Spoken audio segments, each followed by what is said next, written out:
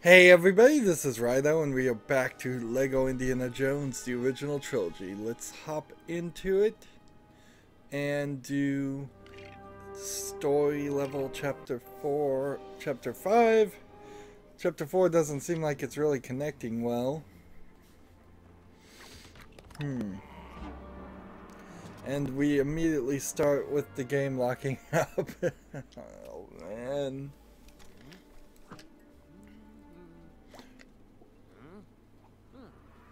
Uh, See, these gags, they disappear on later LEGO games, particularly since they added the voices. So, as much as I believe it's true that they did market research and the children were said, whether coaxed or not, said that they wanted the LEGO figures to talk. TT Games, WB, took that as an opportunity. Let's say that LEGO themselves did the research, and that's probably the case because I doubt TT Games has the full contract for the cartoons. Notice we're finding a lot of wrenches and shovels over here. I would guess that it was Legos themselves. See, 3 guns here that you can pick up. That they're experimenting with the idea of being able to find guns and then use them and then pick up more guns. Nothing in that. Interesting. I don't know if I'm supposed to be able to do this or not. Even if I am supposed to be able to do that, I guess that doesn't fix what I'm supposed to solve the problem. And then whipping the ladder down, that you're too far away from the screen to see that. This is a pretty open area and it causes you to be further away than you would hope. Alright, in here we're gonna have a classic LEGO issue of having your secondary character too close to you and the Y button having to be 2 different things. There we go.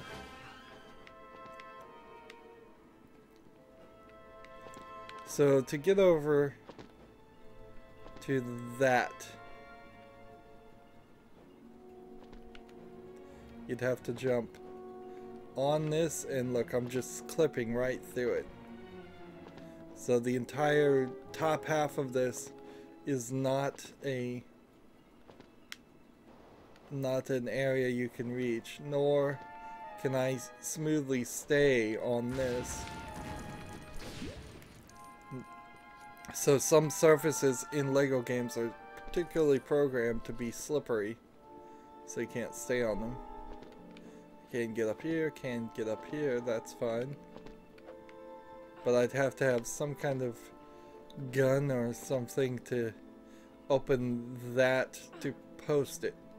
So you get these red parcels and you put them in the mailbox to unlock the extra thing, which means that even if you get your hands on the red thing, you could still very easily not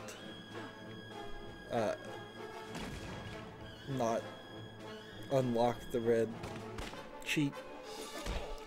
But we will take care of that rather easily, I imagine, in free play once we have all the characters, because characters from the other 2 movies will start showing having abilities that just don't exist.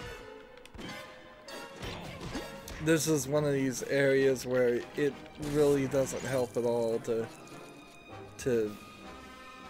have infinite spawning enemies, and yet that they do it anyways, just Just because it would be yet another level with nothing really to attack. I suppose it also goes to show that LEGO games get more violent as they go down the series. I suppose, considering the next game after this is LEGO Batman, the first LEGO Batman, that is the major turning point. No, because that's not accurate either, because LEGO Star Wars was full of enemies. You just had an infinite amount of stormtroopers and clone troopers in the Star Wars series, and that was the first one. So depending on what story they're covering, they seem to go from violent to non-violent. And here you can walk around like this and sneak, and there's no reason to do that in this level. Push this way, and then I can build a small tunnel that only small characters can crawl through, but I also build this. And that's weird that the solution, the thing you need to do, unlocked 2 things. I would have thought it would have only locked 1. That's typically how it works.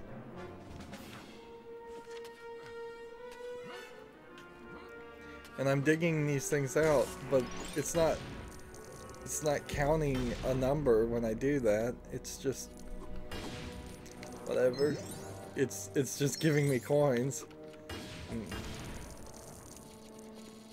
And we can break these, I suppose. We could come up here and break some more things. I can try to break these things.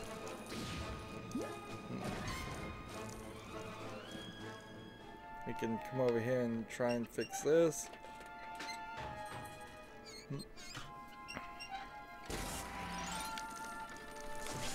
And we're now at halfway through the adventure. Now, again, wow, did it break? Oh, you've got very little time. You've got to make that jump quickly.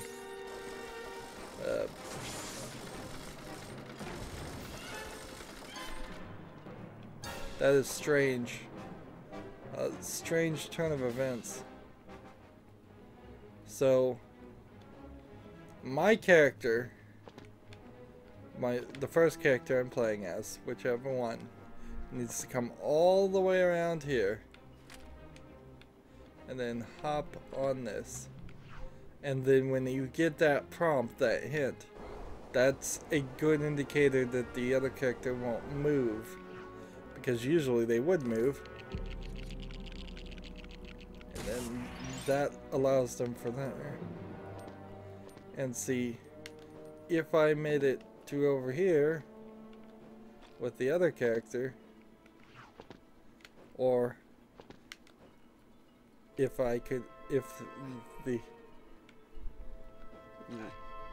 the other character had a shovel, so like this, push this back this way, this. Yeah, it's easier for the girl who can jump twice as far to just pick up a shovel and get rid of the wrench. And then jump this way. Ah, missed it.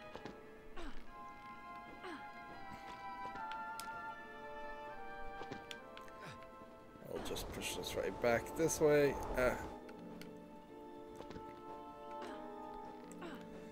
And see, this is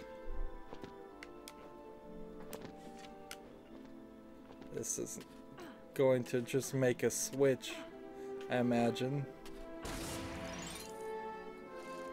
Nope, it just makes a hole. Alright.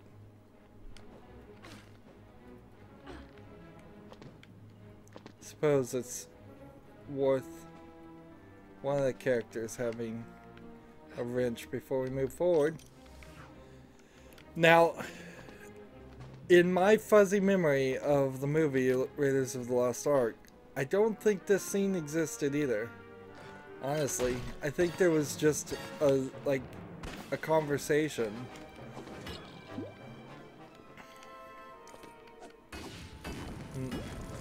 I know there was a scene that we've already missed where the bad guys were trying to date the girl they had kidnapped, and she tried to stab him with a knife. And that was a powerful scene that certainly isn't represented in this game. But all this, yeah. I don't think there was a section like this. I think the next scene or so is either, maybe there's a section where they're just in a room talking again. But until they get to the point where they are caught and taken to the opening of the Ark of the Covenant, I don't recall any scenes in between the Well of Souls, which is where they found the Ark of the Covenant, and the almost final scene in the movie. This very well may be just an issue of I don't remember the movie, or I haven't sat down and watched the whole movie, but it really does feel like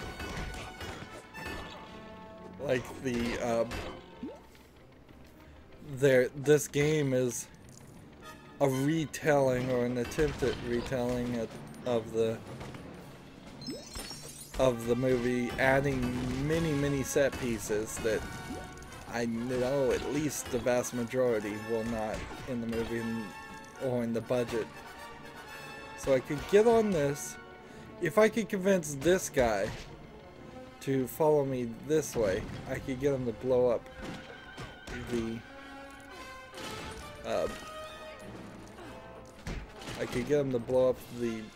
silver thing here.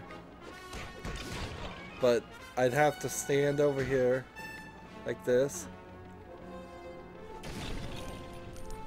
and do that. So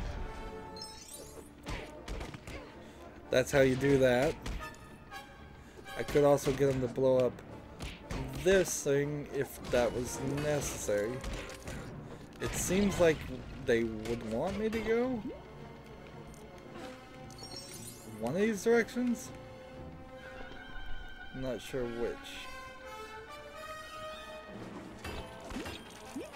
Maybe we just need to kill somebody and pick up a hat.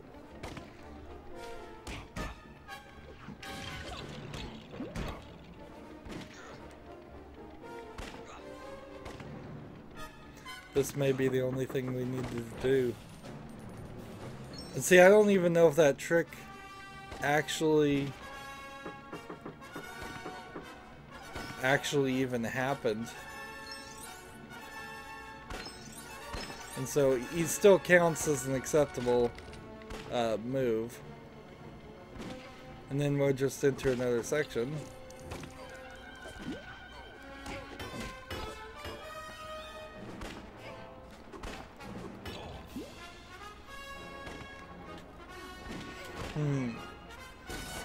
Maybe they snuck around the camp? Let's see, do you lose your shovel when you pick up a key? Yes, you do. Where does the key go? I think it ends up...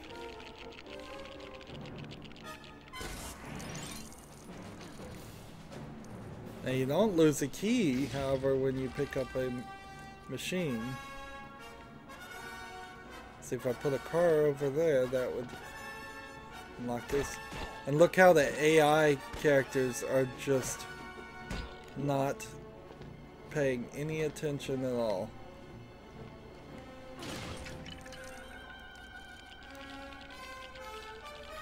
And the game locks up again.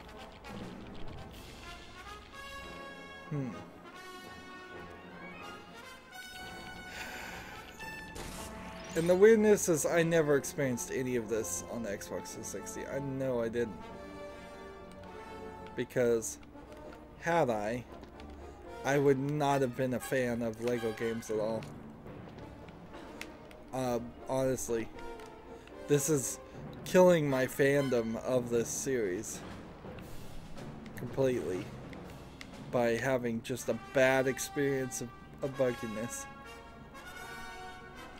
And I've played games, certainly, that were buggy the first time I played them, and I did not like those games.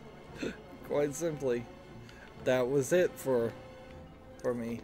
So it's a little weird of an experience to have these memories in your head, to know that there was a good experience with this game at one time, and then try and cover it on your YouTube channel because you were playing it before you were doing your YouTube channel.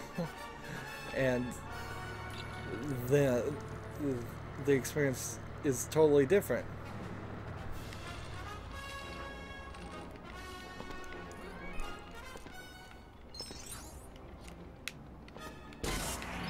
There we go.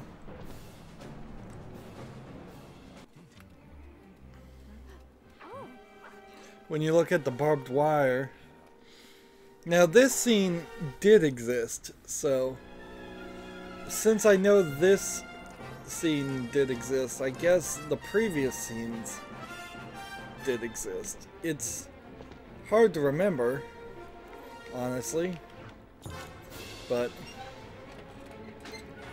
there clearly was a scene where Harrison Ford boxed somebody on an air mat. So how they got from the Well of Souls to that scene is the section I just don't remember. It would probably be hugely revealing to watch the Indiana Jones movies right after playing this game or right before playing this game. You have a nice big Lego set here. Something you don't really see in Lego games much at all. Something that looks like it is 100% built out of Legos. Now if you walk in the circle, you'll end up fighting this boss. There's a few things you can do around here otherwise though. You can see there's 3 items that they want placed down there, and this is a kind of cramped area where you can hit a lot of things, but one of the items you're looking for is back there. The question is, can I find the other 2 items?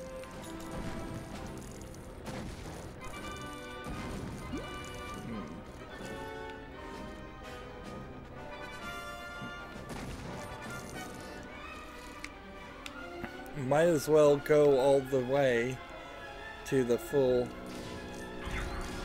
True Adventurer.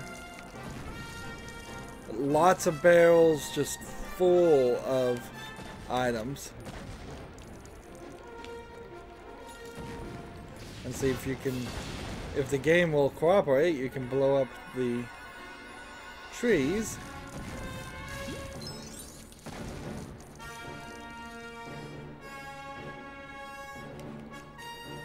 And up here to get that. And if I had a gun character, there's another one.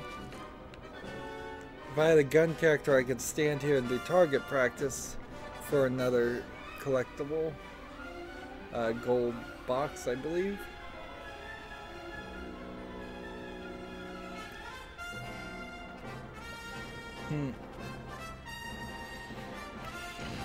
It very well may be very informative.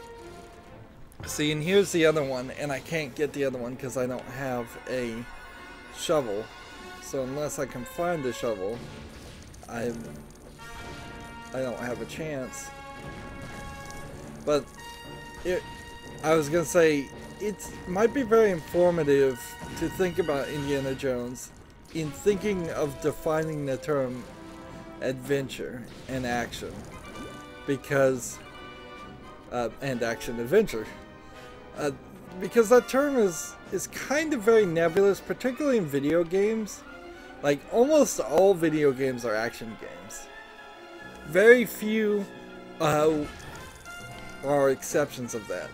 You would say something like Gone Home. A lot of the games that are called walking simulators could easily not be action games.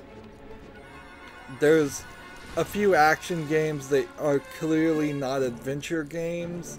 Like, for example, if you're playing a boxing game and you spend your entire something like Mike Tyson's Punch-Out for the NES, you could not call that an adventure game because you're in just effectively the same ring every time.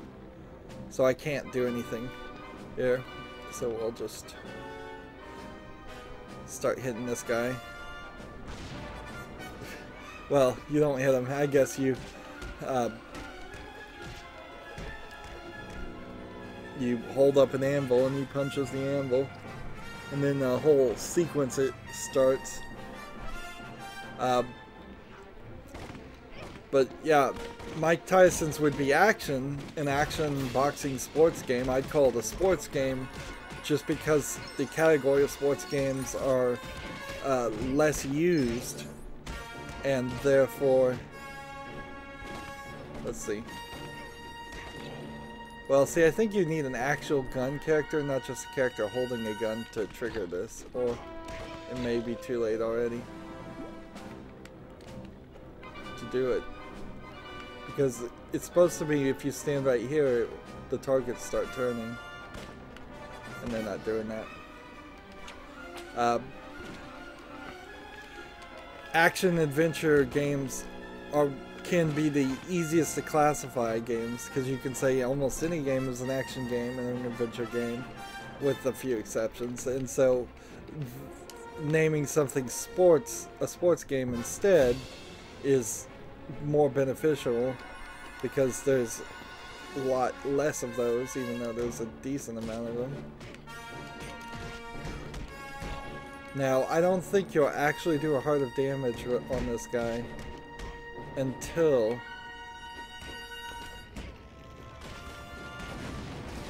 we hop in here. That's what I needed to do. So then the other question I should see is, can I swing this way and fire missiles and blow up the thing over there? That's what I thought. But there's nothing in it. Nothing but a purple stud. So I've got to build another anvil. But to get back to that, the relevance to the movie is, Indiana Jones, what is he always doing? He's always running, he's always punching, he's always using his whip. If you cut out the other half of his personality, which is talking, which is probably more, there's probably more talking in Indiana Jones movies than action by far. A much more modern action game like The Bourne Identity, I think, probably is a series. The Bourne series is probably a good one where it's just action. Or you could say something like maybe the Fast and the Furious series of movies, mostly action, but still a decent amount of talking in all of those too. You can't just have 100% action. Maybe the Transporter. You can get down to a level where you start to get into some of the Jackie Chan kung fu movies where the actors actually have a weakness in speaking English, and then it's very little speaking at all. In Bruce Lee movies, those might be 100% action, but then you start getting that becomes a genre on itself if you're limiting it, if you're talking kung fu movies. So he gets his head chopped off, but because this is a kid's game, we get into that.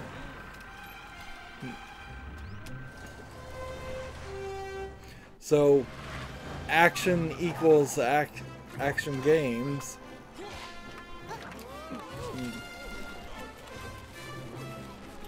I guess what it really resolves down to is I think about it just off the top of my head here. You probably shouldn't call an action video game or an action movie an action. Call a movie an action movie or an action video game unless it has nearly as much action as an Indiana Jones movie. And I think in a lot of ways you might very well make the argument that I'm pressing A to accelerate and nothing's happening. I think you might very well kick Indiana Jones from being an actual action movie into being an adventure movie for the same reason.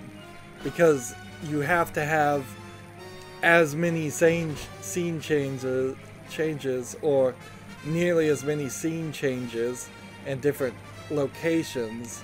I forgot. It just told me to hit A to accelerate, and I've already forgotten what I was supposed to do. But yeah, the fact that he has gone all over the world. Oh man, I missed my opportunity there apparently. So you have to be careful about that. So that kind of puts some of the newer movies like National Treasure might very well be better classified as an adventure series than what I would call it as a mystery or a heist series, which it also is.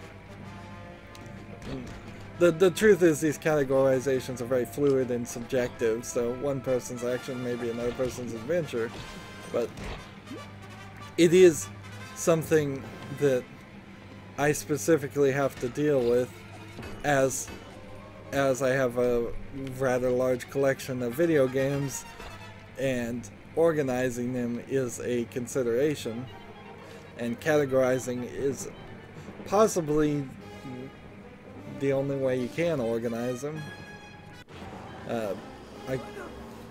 Steam doesn't give you a great option to sort your video games at all, but you can't say, well, sort it by its age rating, because half the games on Steam don't have ESRBs listed anywhere, or to even see it you have to go to the store page that it's not in the listed elsewhere.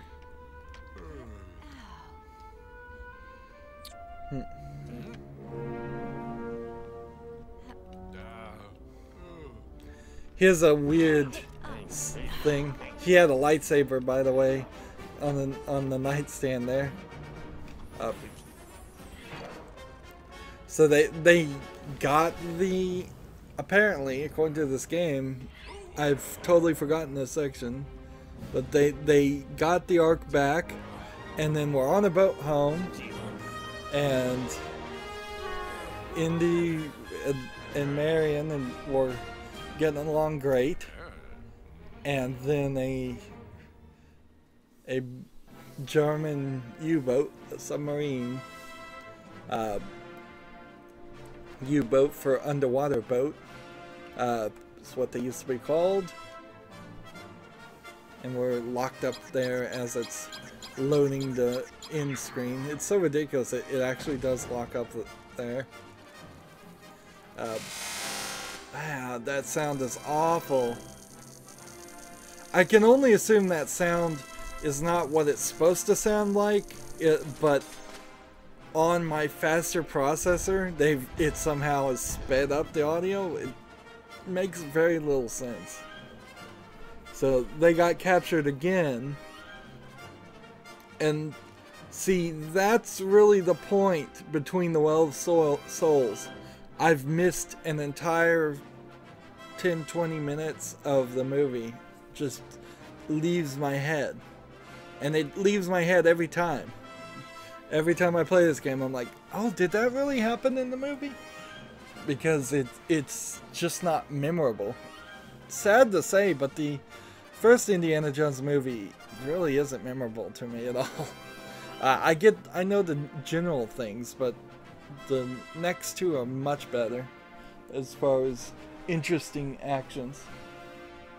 Anywho, that's it for this recording. As always, I ask you to like, share, subscribe, click the bell for notifications, and comment and watch every second of my videos, because all of that helps me with YouTube. If you want a friend to follow me on basically any social media sites, there's a whole bunch of links down below. Thank you for watching. Have a good evening.